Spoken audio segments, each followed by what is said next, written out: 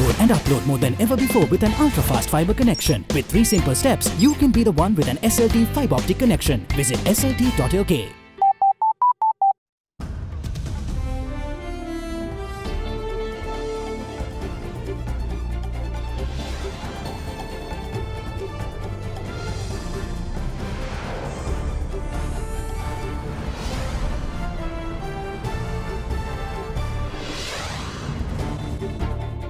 Good evening.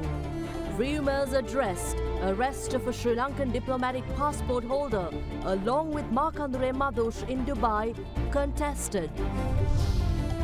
Our own fault. President Maitripala Sirisena critical of the overbearing Sri Lankan culture. A nerve touched. The Human Rights Commission of Sri Lanka hits back at the head of state's remarks. Out of the frame, sister of Thailand's king in an extraordinary bid to become the next Prime Minister. Find out all this and more this Friday, the 8th of February 2019. From Ada Derana, this is Ada Derana First at 9 with Ndivari Amuwata and Mahesh Jani. Live from Studio 24 in Colombo.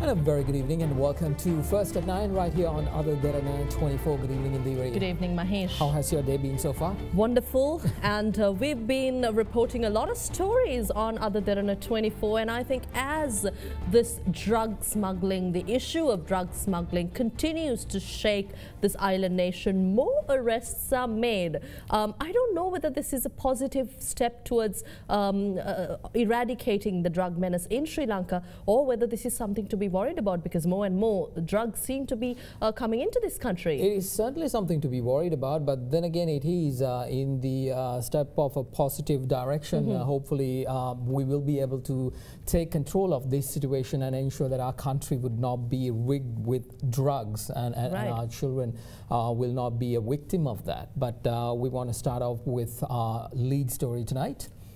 And President Maitripala Sirisena was in an advisory mode today, emphasizing the importance of being content with one's own achievements. Addressing the unveiling of the first office in the National Professional Guidance Project, Smart Sri Lanka in Polonnaruwa, the head of state claimed that people are now queuing up to take credit for the arrest of Sri Lankan criminals in Dubai. And the president also lamented the lack of risk-taking by the country's youth and pointed the finger at the Sri Lanka culture as the root cause.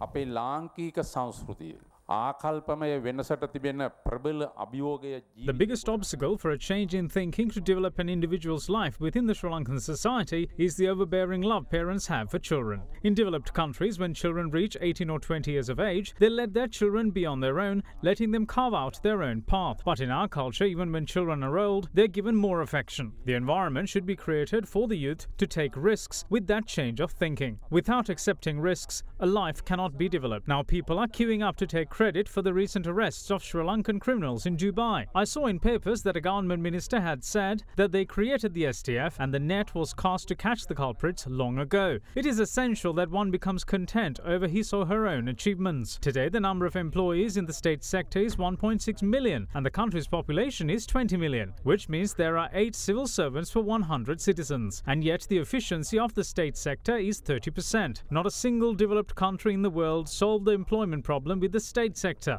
ලෝකයේ කිසිම රටක් රාජ්‍ය සේවයෙන් රැකියා ප්‍රශ්නේ විසඳිලා නැහැ සංවර්ධනය වූ රටක.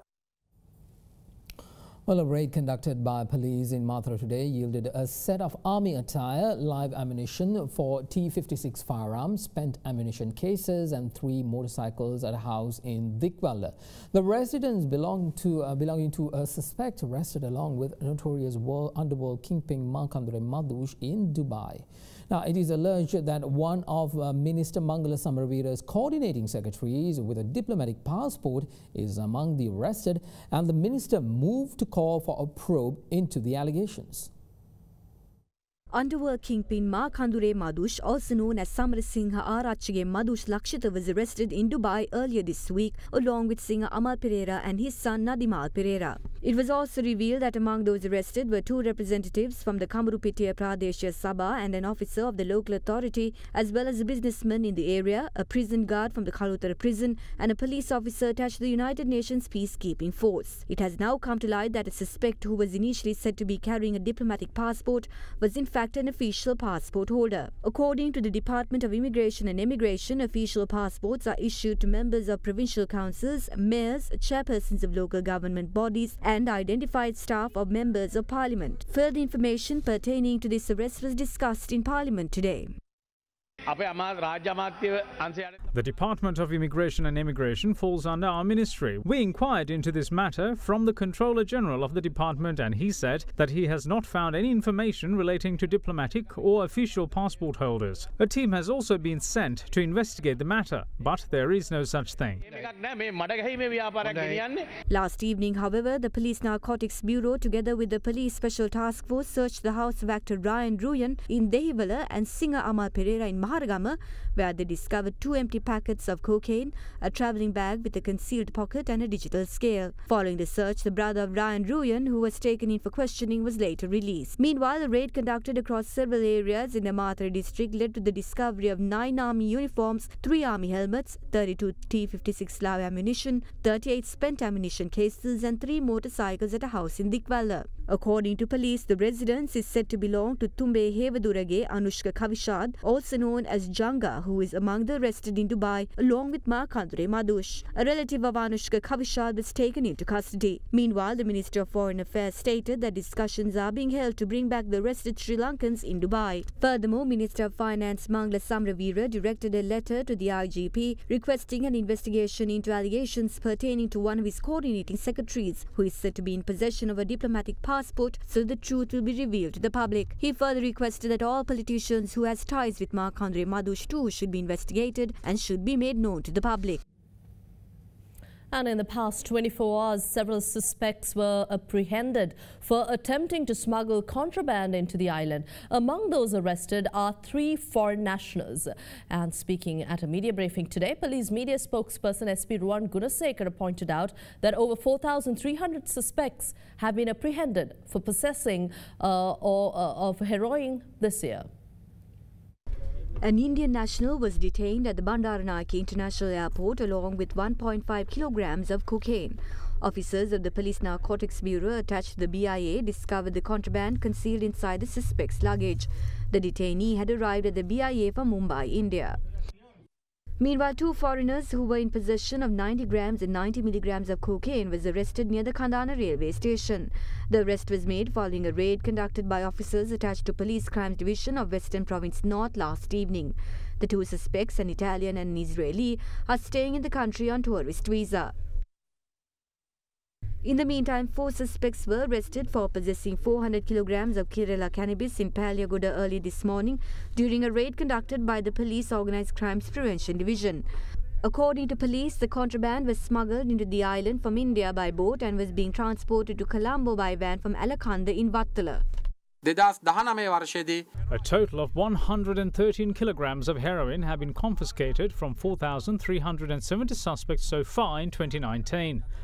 With today's raid, a total of 956 kilograms of Kerala cannabis have been confiscated from 4,447 suspects. Meanwhile, 16 suspects have been arrested this year while in possession of over 2 kilograms of cocaine. Comments about the possible formation of a national government and the motives behind it continue to attract all manners of wires in the political sphere. Now, speaking at a media briefing today, UNP parliamentarian Chaminda Vijayasiri was in 2 minds over the proposition, saying that one should think twice before pledging support to a national government. Meanwhile, UPFA parliamentarian Dalasala Peruma sees the decision taken by the UNP to postpone the tabling of the relevant proposal in Parliament as a bid to buy time to change the mind of the Tamil National Alliance in their favour. පක්ෂනායක රැස්වීමේදී ප්‍රධාන මහින්ද රාජපක්ෂ මැතිතුමාගේ නායකත්වයෙන් විපක්ෂයට අමතරව During the party leaders' meeting, in addition to the opposition led by Mahinda Rajapaksa, the JVP, the TNA and the EPDP objected to this proposal. Among the parties who objected, TNA alone presented two proposals, which include abstaining from voting and voting against it. The UNP want the TNA to refrain from voting. According to sources, majority of the TNA wanted to vote against. The aim of the UNP buying time is either to change the TNA's opinion or to make them abstain from voting by putting pressure on them through the diaspora. TNA මතය වෙනස් කිරීම හෝ ඡන්දය දීමෙන් වැළකී සිටීමේ කියන තැනට පත් කර ගැනීම. In the meantime, UNP parliamentarian Chaminda Vijayasiri is of the view that the proposition of a national government should be carefully considered before pledging their support to the proposal. As members of the UNP, given what happened in the recent past, we are easily spooked. We saw politicians who joined hands with the national government working for their political careers as well as for their personal benefit. If someone is attempting to form a national government secretively to provide benefits to certain ministers and to sabotage the programs of the government, we should think twice before pledging our support. We are yet to decide whether we are in support of this or not.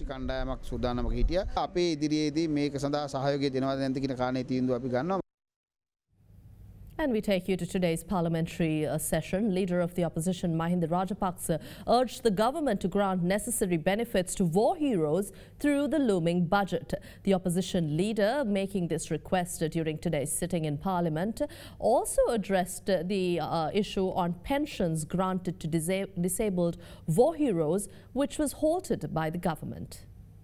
I propose to grant disabled police war heroes promotions that have been approved, to take steps to give pensions for officials with less than 10 years of service in line with the cabinet approval given in 2014, and to immediately pay arrears in allowances to these officials through monetary allocations from the budget.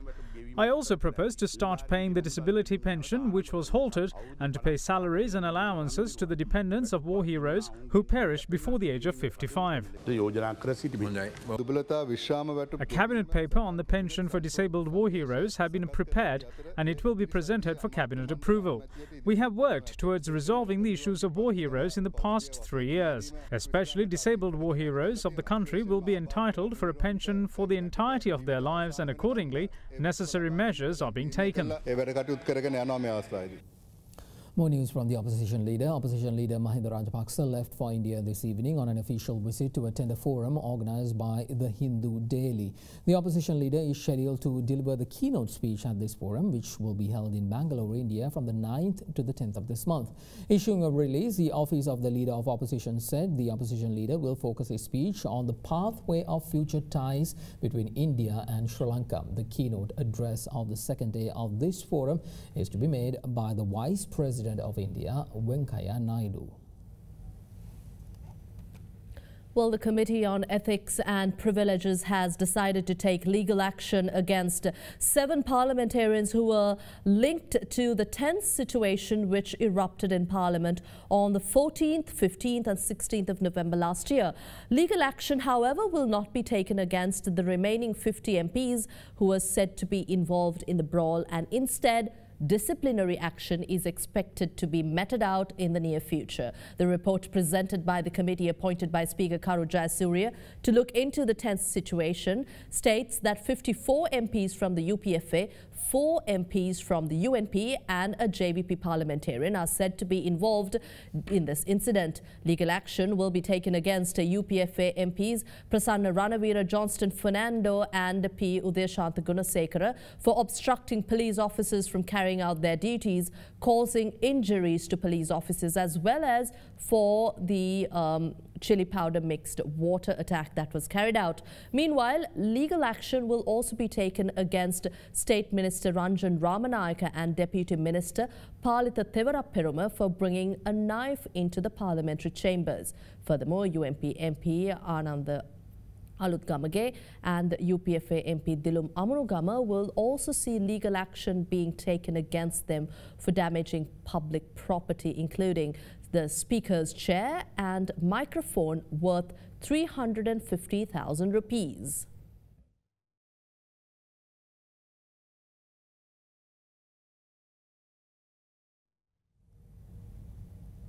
Well, the JVP conducted a protest in front of the U.S. Embassy in Colombo today, condemning the Western superpowers' influence in Venezuela.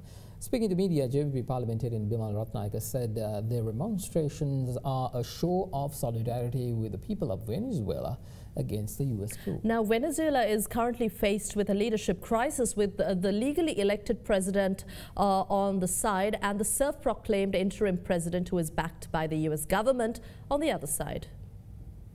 The Janata Vimukti Peramuna today launched a protest against U.S. interference in Venezuela, condemning the economic sanctions imposed on the South American nation, calling it a violation of international law and sovereignty of countries. We gathered here to protest against the U.S. coup against the sovereign country Venezuela. We all know U.S. has been trying to topple the legally elected Venezuelan government since 1999. They launched a coup on 2003 also. It was failed, and now U.S. imperialists and their lackeys has been trying to topple the Venezuelan government. Not only that, they have put a lot of economic sanctions, and now they are trying to assassination attempts also. We observed some months ago they used a drone attack on the Venezuelan elected president. So this is a total violation of international law, and this is total violation of sovereignty of countries. So we wanted to show our solidarity on the people of Venezuela, not only the leftist people of the world, leftist organizations, including the governments of Europe. Even Italian parliament rejected the US move, and Russia, China, even yesterday there were 500 luminaries of the world. They gathered and they condemned the US coup on Venezuela. So we also join our forces with this Venezuelan solidarity from Sri Lanka. Let's take a short commercial break. We'll be right back on First at 9. Stay with us.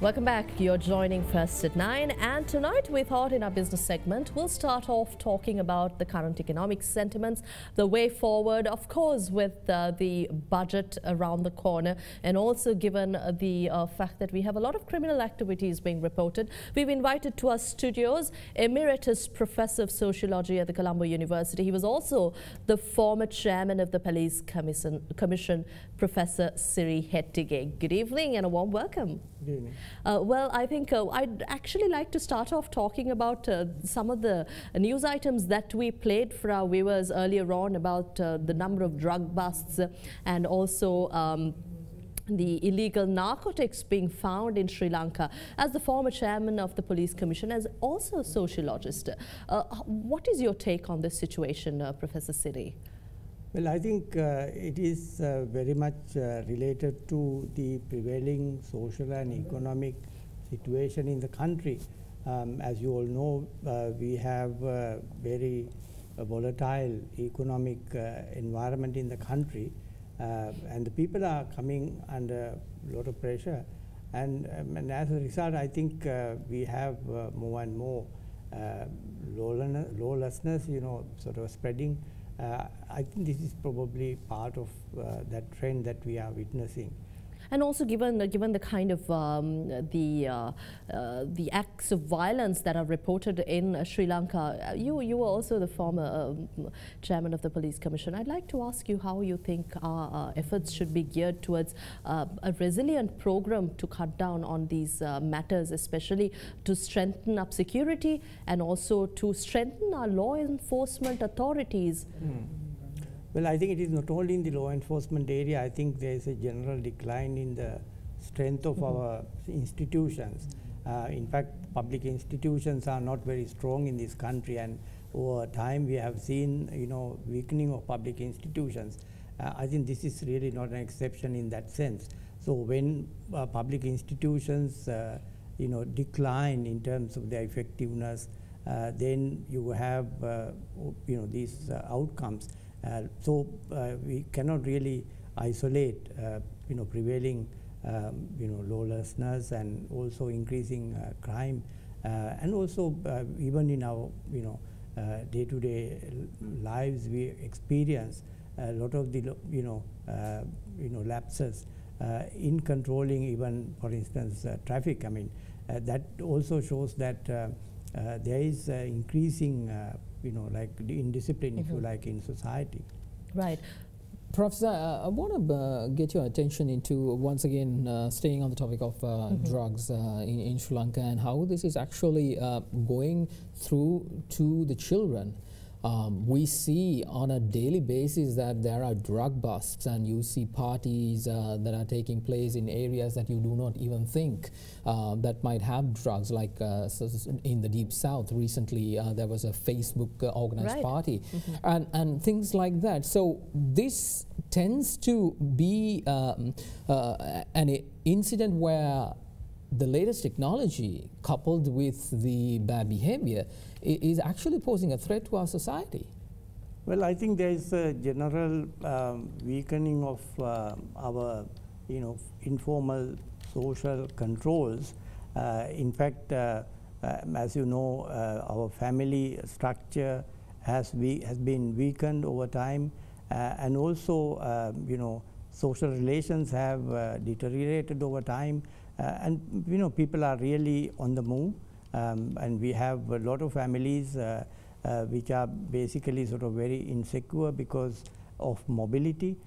As you know, we have a large proportion of our labor force employed overseas, and these families are very much affected by the absence of adults in their families. And then of course we have a lot of people migrating to the cities. Especially if you take the situation in Colombo, you have a lot of young people migrating to Colombo for employment, and of course these people are really not living in a very stable social environment. So I think all these changing social and economic circumstances create a very conducive environment for the spread of some of these behavior patterns that you just alluded to. So, Professor, what's the way out? How can we actually, control this issue? Well, I think there's in the short run, certainly it is a law enforcement issue. But I think in the long run, it is not a law enforcement issue. It is basically a matter of creating stable social and economic conditions. And we have actually seen, very serious situation with respect to social and economic security. So I think we need to really have a long-term strategy as well as a short-term strategy. In the short run, as I already mentioned, we'll have to strengthen our institutions. We have to have law enforcement authorities playing a proactive role in arresting these trends that are visible. Yeah. Very quickly, I think we promised to talk about the upcoming budget. Professor Sirihetty, I think this is your subject area also. You're very passionate about talking about what needs to be done going forward. We're also talking about this, when we talk about this budget, about an outstanding debt. We service our debts through loans that we continue to borrow. But is this sustainable for the economy, or is this what we should be doing? Shouldn't we start addressing a long-term or looking for a long-term solution through our own annual budgets?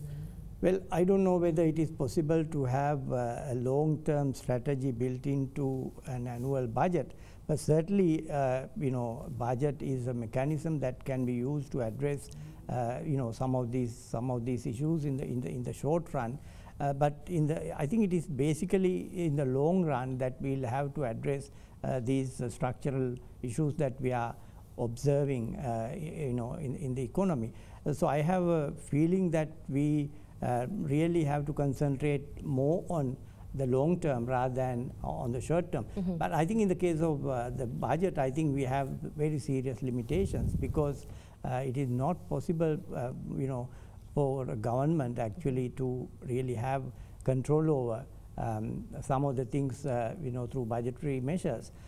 For instance, the fiscal situation is not very helpful in this regard. I mean, as you rightly mentioned, the budget deficit, and of course, we have a continuous problem with the trade gap, and I think the trade gap has been persisting over a long period of time, and I think that really generates a lot of pressures for the economy. I wish we could talk more on this subject, but thank you very much for your time. This is all the time we have on the news. We had with us Emeritus Professor of Sociology at the Colombo University, Professor Siri Hettige, who is also the former chairman of the Police Commission.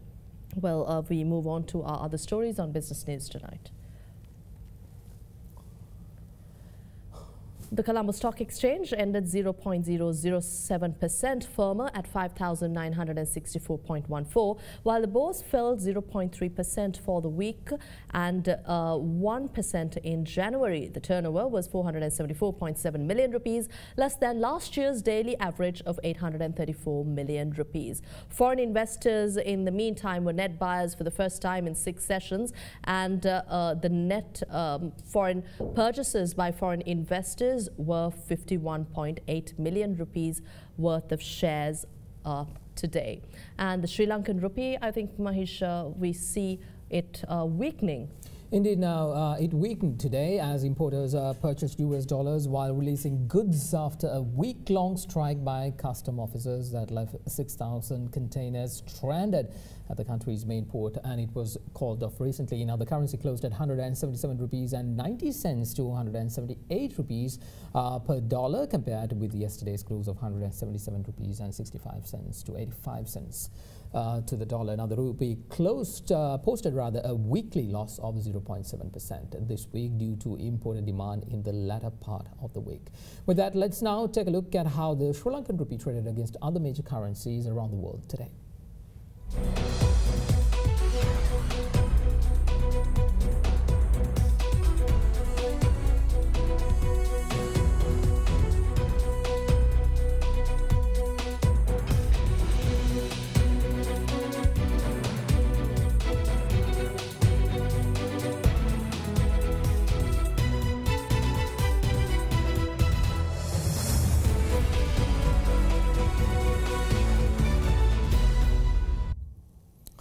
In one of our headline stories, we want to report to you tonight, the Human Rights Commission of Sri Lanka have responded to the remarks made by President Maithripala Sirisena, where the head of state questioned the mandate of the body to question the involvement of the police special task force in prisons.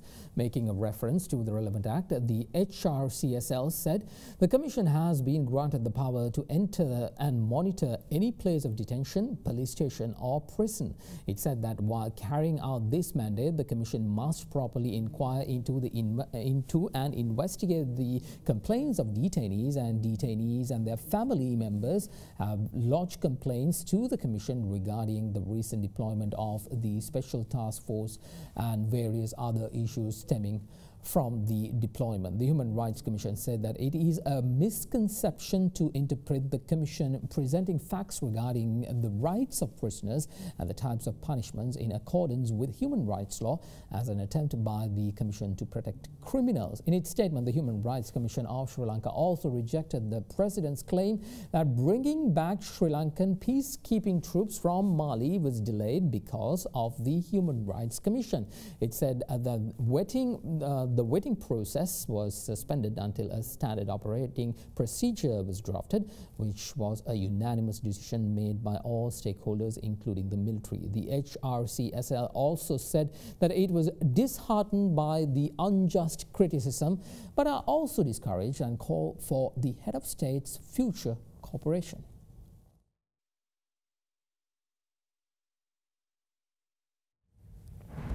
And we take a short commercial break. We'll return with your news from overseas.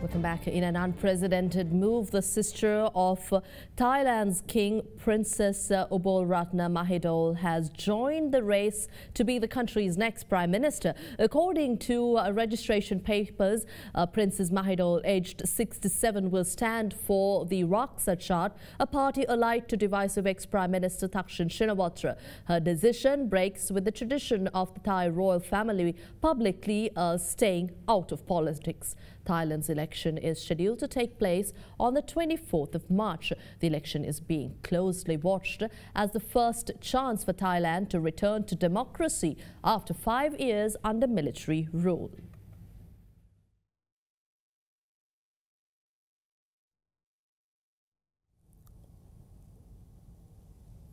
Let's move on to sports now. The Appeals Committee has rejected the nominations of Mohan De Silva and Ravin Wickramaratne for the Sri Lanka cricket elections. Jayantha Dharmadasa, Shammi Silva, Bandula Dissanayake and Lalit Rambukvella have been given the green light to contest. The Appeals Committee was headed by retired Supreme Court Judge Nimal Dissanayake, with retired Supreme Court Judge Devika Thenekone and retired Additional Director General of Sri Lanka Customs Dharmasena Kahandava comprising the rest of the committee.